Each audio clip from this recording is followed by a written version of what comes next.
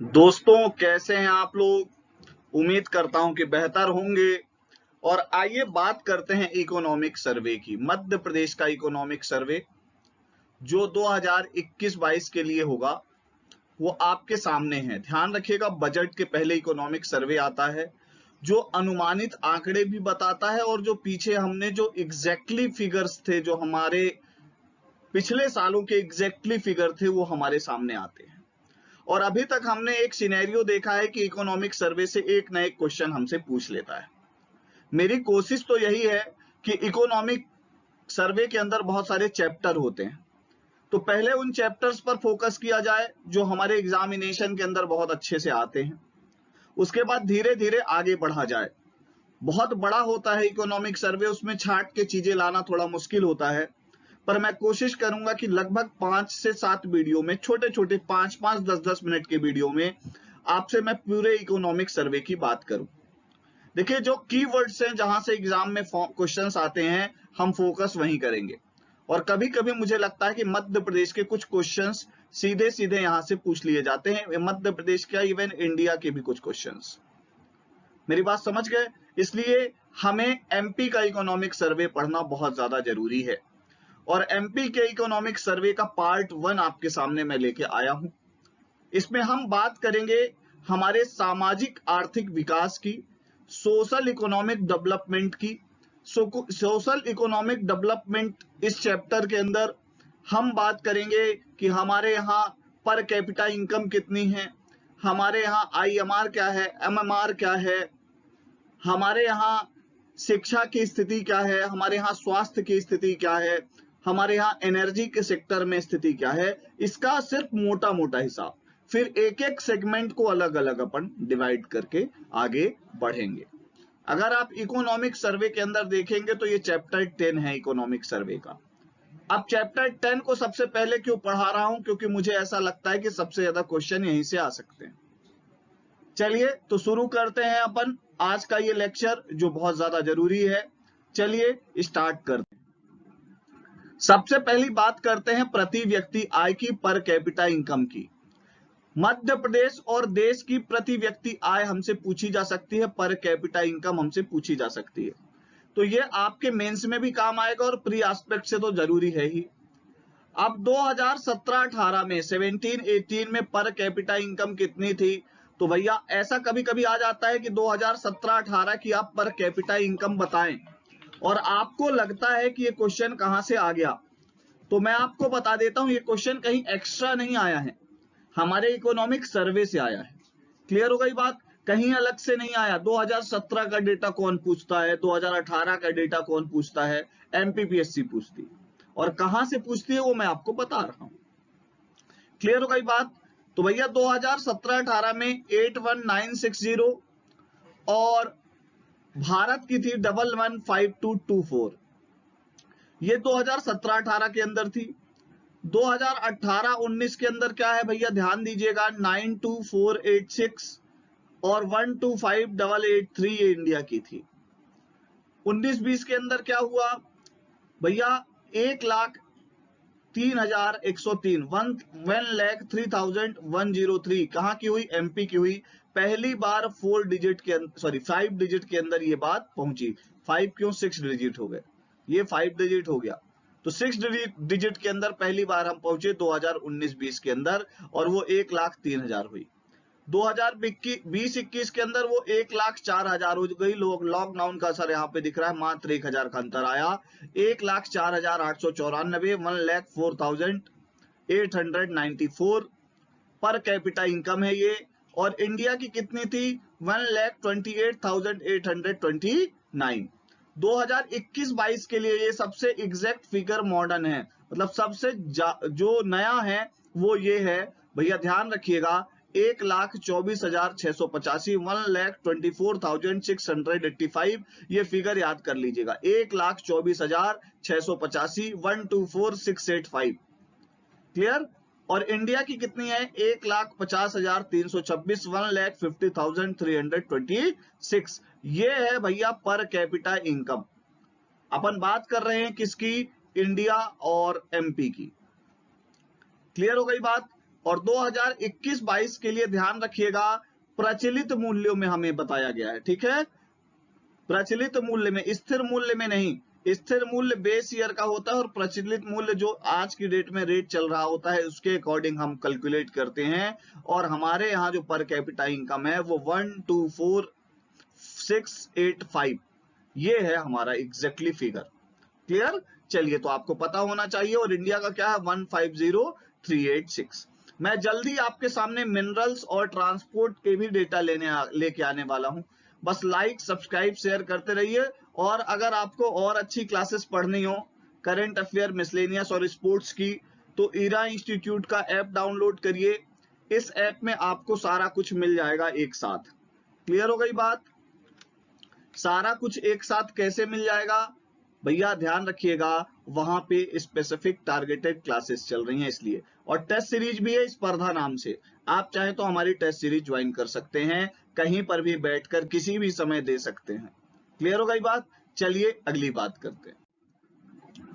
Agriculture sector भैया, विगत 5 वर्षों में फसल प्राप्त में मूल्य संवर्धन, जीबीए जिसको अपन बोलते हैं, है ना, वैल्यू एडिशन, मूल्य संवर्धन की वृद्धि दर जो है उसका तुलनात्मक विवरण है। तो कृषि फसलों का जीबीए यहाँ पे बताया गया है।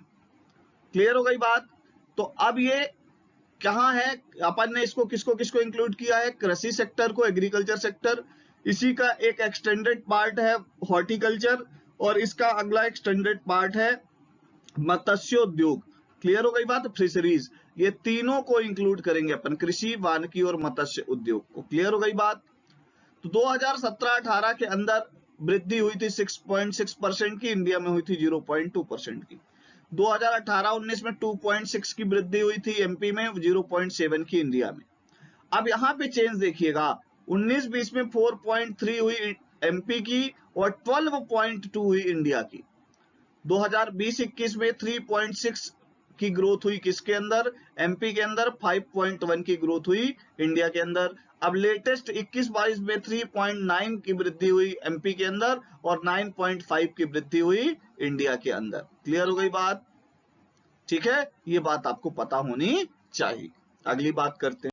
चलिए अगली बात करते हैं अब अपन फसल क्षेत्र की। 2021-22 के लिए अगर अपन बात करें तो भैया फसल क्षेत्र में क्या हुआ, गत वर्ष की तुलना में 10.86% की वृद्धि हुई। मतलब मान लीजिए, एक एग्जांपल के लिए बोल रहा हूं कि 100 स्क्वायर किलोमीटर या 100 स्क्वायर हेक्टेयर में क्या हुई थी, खेती हुई थी। अब उसमें 10.86% की वृद्धि हो गई, तो वो हो गया 110.86%। मतलब बोए गए क्षेत्र में वृद्धि है ये। क्लियर? ये फसल क्षेत्र की वृद्धि मतलब बोए गए क्षेत्र में वृद्धि, जो कुल बोया गया क्षेत्र होता है उसमें वृद्धि 10.86%। क्लियर? पूरे एमपी के अंदर। अगली बात सिंचित क्षेत्र की बात करते हैं। तो 2019-20 में 7.48% की वृद्धि दर्ज की गई। कैसे? 2018-19 के अंदर क्या था कि 11,356.2 हेक्टेयर था। 19-20 में बढ़ के ये हो गया 12,515 हेक्टेयर, मतलब 12,515.2 स्क्वायर हेक्टेयर। क्लियर हो गई बात? तो भैया ये ध्यान रखना है आपको कि 7.48% की इंक्रीमेंट कहां हुई, सिंचित क्षेत्र के अंदर, इरिगेशन सेक्टर के अंदर। अभी अपन इसको बहुत डिटेल में करेंगे, पूरा इकोनॉमिक सर्वे अपने को पढ़ना है। पेयजल की बात करते हैं तो प्रदेश में 1.28 लाख क्या है, वसाहटें हैं, मतलब रहने वाले लोग हैं। उसमें 5.56 लाख हैंडपंप और 15.55 हजार नल प्रदाय योजना। क्लियर? मतलब जिसमें हम हर घर जल नल योजना को इंक्लूड करते हैं। और 55 लीटर प्रति व्यक्ति प्रतिदिन पानी उपलब्ध कराया जाता है। एक व्यक्ति को 55 लीटर पानी लगता है, ऐसा माना जाता है। क्लियर हो गई बात? 55 लीटर पर व्यक्ति लगता है, प्रति व्यक्ति लगता है। क्लियर हो गई बात? ये आपको पता होना चाहिए। चलिए आगे बढ़ते हैं। पोषण की बात करते हैं, बहुत ज्यादा इंपॉर्टेंट है। अटल बिहारी बाल आरोग्य पोषण योजना मिशन। भैया अटल बिहारी बाल आरोग्य एवं पोषण मिशन के अंतर्गत मध्य प्रदेश के बच्चों में व्याप्त कुपोषण को रोकना है। मध्य प्रदेश कुपोषण में सबसे नीचे है, ये आपको पता होगा। 5 वर्ष तक के बच्चों की मृत्यु दर को कम करने के लिए उचित समय में उपयोग और लक्ष्य की प्राप्ति करने का मिशन रखा है। 2020 में मिशन के लक्ष्यों का पुनर्निर्धारण किया गया। नेशनल फैमिली हेल्थ सर्वे 4 के अनुसार 5 वर्ष से कम उम्र में मृत्यु दर क्या थी? UFMR, ये पूछा जाता है बच्चों में मृत्यु दर, UFMR पूछता है तो 94.2 प्रति हजार से घटकर कितनी हो गई है? 65 प्रति हजार। ये आपसे डेटा पूछा जा सकता है UFMR का, क्लियर, जिसे 40 प्रति हजार में लाने का लक्ष्य रखा गया है। ये भी पूछा जा सकता है कि टारगेट क्या है। सामान्य से कम वजन के बच्चों की दर 60% से घट के कितनी हो गई है? 42.8%। ये भी पूछा जा सकता है, ये डेटा आप मेंस में भी यूज कर सकते हैं, जिसे 30% किए जाने का लक्ष्य रखा गया है। क्लियर हो गई बात। अगली बात करते हैं SAM, जिसे हम बोलते हैं गंभीर कुपोषण, ठीक है, सीरियस माल न्यूट्रिशन जिसको हम कहेंगे। तो 12.6 से घट के 9.2% हो गया है, जिसे 5% किए जाने का टारगेट रखा गया है। मतलब हमारे यहाँ जो स्टंटिंग का रेट है, गंभीर कुपोषण का रेट है, वो 9.2% है, 12.6 से कम होंगे। क्लियर हो गई बात। और लक्ष्य कितना रखा गया है? 5% करने का। ये बात हो गई पोषण की। क्लियर। चलिए अगली बात करते हैं। शिक्षा के क्षेत्र में 2001 के अनुसार देश एवं प्रदेश की साक्षरता कितनी थी? तो भैया 63.7%, जो कि 2011 में कितनी हो गई? ध्यान रखिएगा, देश की बात हो रही है 73%। और प्रदेश की कितनी है? 69.3। देश की कितनी है? 73%, और प्रदेश की साक्षरता कितनी है? 69.3। 2020-21 में आपको ये ध्यान रखना है कि एनरोलमेंट रेट प्राइमरी में 74.6 से बढ़ के कम हो गया है, 74.6 हो गया है। 2019-20 के अंदर क्या था? ध्यान रखिएगा, 76.2% था, जो अब कितना हो गया है? 74.6, जो कि एक चिंता का विषय है। मतलब क्या हुआ कि साला त्यागी 19-20 में 1.05% थी, वहीं 2021 में यह दर 1.3% हो गई। अब यहां ध्यान देना थोड़ा, अगर हम एनरोलमेंट की बात करें प्राइमरी सेक्टर में तो 74.6%, जो कि क्या थी? 76.2% थी। कब थी 76.2%? 19-20 में। 20-21 में कितनी हो गई? 74.6। मतलब एनरोलमेंट कम हुआ है, कोरोना का इफेक्ट है।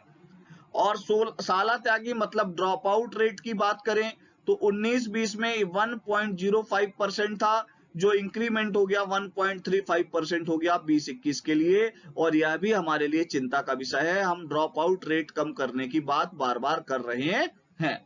चलिए अगली बात करते हैं। स्वास्थ्य के क्षेत्र में बहुत ज्यादा इंपॉर्टेंट बात की गई है। ये ऊपर जो लिखा है उन सबको तो आप पढ़ते रहिएगा। अभी आपको जो मैं बोल रहा हूं, राज्य में प्रति 1000 जीवित जन्म शिशु मृत्यु दर IMR 46 है। आपसे पूछा जा सकता है तो आप इकोनॉमिक सर्वे का हवाला दे सकते हैं। IMR इंडिया का कितना, MP का कितना है? 46 है। और नेशनल IMR कितना है? 30 है। मतलब हम 16 कम हैं। कहां से? नेशनल एवरेज से। और आपको ये पता होगा देश में सबसे कम IMR कहां है? मध्य प्रदेश में। अब बात करते हैं मातृ मृत्यु दर की, MMR की, तो 173 है। MMR कितना है? 173 पर लाख, ये लाख में काउंट होता है MMR। और नेशनल एवरेज कितना है? 130, उससे कितना अधिक है हम? 43। और ये बहुत बड़ा चिंता का विषय है। तो आपसे कोई पूछे IMR कितना है? 46, MMR कितना है? 173। आपसे ये पूछा जा सकता है, मेंस में भी आप इसको कोट कर सकते हो, मेंस के अंदर भी पूछा जा सकता है। प्रदेश के स्वास्थ्य सूचकांकों को राष्ट्रीय स्तर के समकक्ष लाना हमारी पहली प्राथमिकता है। तो ये हेल्थ सेक्टर के अंदर आपको ये जरूर पढ़ना है, काहे कि हमें IMR भी कम करना है, MMR भी कम करना है। क्लियर। चलिए अगली बात करते हैं। ऊर्जा के क्षेत्र में क्या हुआ है? राज्य में कुल विद्युत उत्पादन क्षमता में 0.85%, 0.85% का इंक्रीमेंट हुआ है। तो आपको पता होना चाहिए कि 2021 माह नवंबर में, ध्यान रखिएगा, 21,401 मेगावाट जो है विद्युत उत्पादन हुआ है। अभी एनर्जी सेक्टर को भी हम डिटेल में करेंगे, हेल्थ सेक्टर को भी डिटेल में करेंगे। और अभी आपको मैंने एक ओवरव्यू दिया है, और इंपॉर्टेंट ये है कि इसमें से एक ना एक क्वेश्चन आपसे पूछ लेता है, तो इसलिए मैंने आपको ये पूरा बता दिया है। क्लियर हो गई बात? तो आप हमारी करंट की क्लास भी ज्वाइन कर सकते हो, और इरा इंस्टीट्यूट का ऐप डाउनलोड करिए, तो आपको ये पीडीएफ वहां फ्री में मिल जाएगी, है ना। वहां स्टडी मटेरियल के अंदर आपको ऑप्शन मिल जाएगा क्या है का स्टडी मटेरियल का, और ये आपको फ्री में पीडीएफ प्रोवाइड करा दी जाएगी। तो आपको अगर ये पीडीएफ भी चाहिए तो आपको क्या करना पड़ेगा, इरा इंस्टीट्यूट का ऐप डाउनलोड करना पड़ेगा, हमसे जुड़ना पड़ेगा। कुछ कोई भी चार्जेस नहीं है, पीडीएफ के फ्री है। अगर आपको करंट अफेयर और स्पोर्ट्स की क्लास लेनी है या हमारी टेस्ट सीरीज को अवेल करना है, तो आपको क्या करना पड़ेगा भैया, हमारा ऐप डाउनलोड करना पड़ेगा। ऐप के अंदर स्टोर में जाइए और परचेज करिए, हमसे जुड़िए। चलिए, थैंक यू वेरी मच।